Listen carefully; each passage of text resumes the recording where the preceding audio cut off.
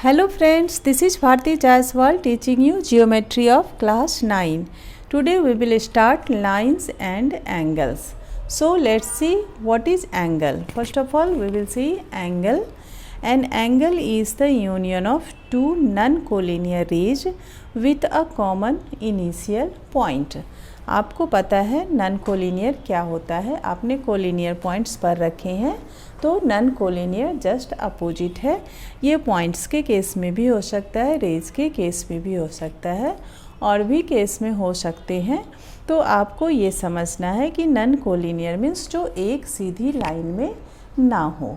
तो हमने एक रे ले लिया ए बी जिसका इनिशियल पॉइंट है ए, और एक और रे ले लिया ए सी। इन दोनों का यूनियन पॉइंट और कॉमन इनिशियल पॉइंट ये है। तो an angle is the union of two non collinear rays with a common initial point. ये कॉमन इनिशियल पॉइंट के साथ यहाँ पे एंगल बन रहा है, ठीक है। तो ये हो गया एंगल। अब the two rays forming an angle are called the arms of the angle. ये जो है इस एंगल के आर्म्स कहलाते हैं। And the common initial point is called the vertex of an angle. Clear है। ए जो है वो वर्टेक्स हो गया एंगल बी ए सी का या सी ए बी का।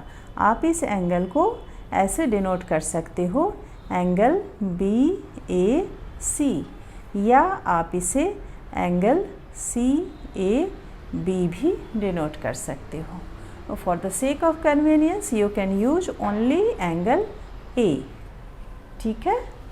क्लियर है। Angle A. तो आपने देखा एंगल कैसे फॉर्म होते हैं और एंगल को कैसे हम डिनोट करते हैं। Now the next topic is interior of an angle. जैसे हमने ये एंगल बनाया बी ए सी, आप इस फिगर में देखो बी ए सी या सी ए बी इसे कह सकते हो, ठीक है। तो the interior of an angle B A C is the set of all points in its plane which lie on the same side of A B. Same side of A B at C. मान लिया कि सी इस side में जितने भी points हैं इन सारे को हम इंटीरियर ऑफ दिस एंगल कह सकते हैं। या also on the same side of A C as B, या ए सी के साइड से लेते हैं तो भी इसी प्लेन पे जितने सेट ऑफ पॉइंट्स हैं वो सारे इंटीरियर ऑफ एन एंगल कहलाएंगे, ठीक है। क्लियर है। अब आ गया हमारा एक्सटीरियर ऑफ एन एंगल। चलो इसी में देखते हैं हम। इंटीरियर ये हो गया आपका इंटीरियर ऑफ एन एंगल्स। ये पोर्शन जो है ये हो गया इंटीरियर ऑफ, आप यहाँ पे लिख सकते हो interior of angle B A सी, ठीक है। अब ये इस बी ए सी के अलावा जो एक्सटीरियर प्लेन है और यहाँ जो सेट ऑफ पॉइंट्स हैं, this is called exterior of an angle. Clear है। Exterior of an angle. The exterior of an angle BAC is the set of all points in its plane which do not lie on the angle or in its interior, ठीक है। Angle पे जो लाई नहीं करता हो या इसके interior पे नहीं हो, इसके अलावा इन्हें छोड़कर जितने भी सेट ऑफ पॉइंट्स हैं ये एक्सटीरियर ऑफ एंगल कहलाएंगे, ठीक है। हम इसे भी वैसे ही डिनोट करेंगे बी ए सी। तो ये एंगल हो जाएगा एक्सटीरियर एंगल। अब आता है कॉन्ग्रुएंट एंगल्स। कॉन्ग्रुएंट एंगल्स, आपने कॉन्ग्रुएंट सेगमेंट पढ़ा है। कॉन्ग्रुएंट एंगल्स में भी सेम चीज़ है।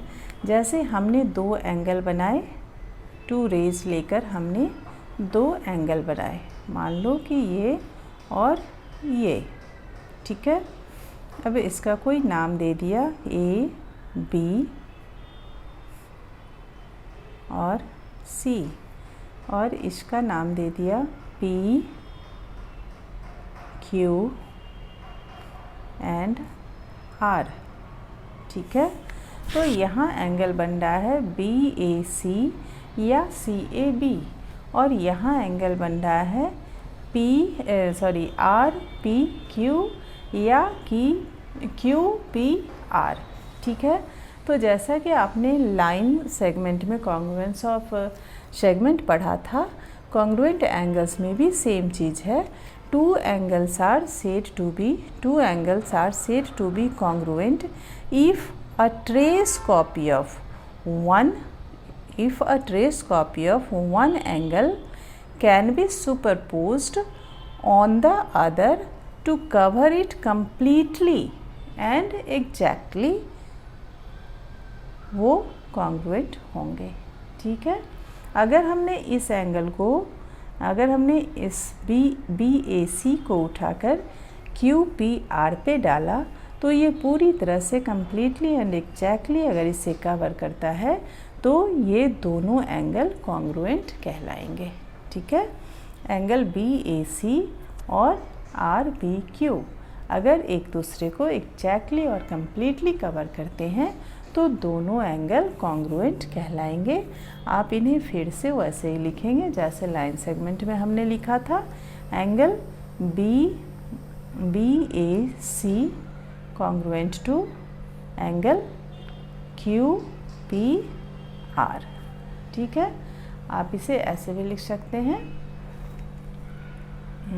Angle CAB congruent to angle RPQ, ठीक है। जिस पॉइंट पे एंगल बनता है हम उस पॉइंट को मिडल में रखते हैं, ठीक है। A वर्टेक्स पे या P वर्टेक्स पे एंगल बन रहा है तो हमने लिखा BAC और QPR, या हमने लिखा CAB या RPQ। दोनों ही केस में A पे एंगल बन रहे हैं और यहाँ P पे एंगल बन रहे हैं। क्लियर है? So that's all for today. Meet you in my next video. Thank you.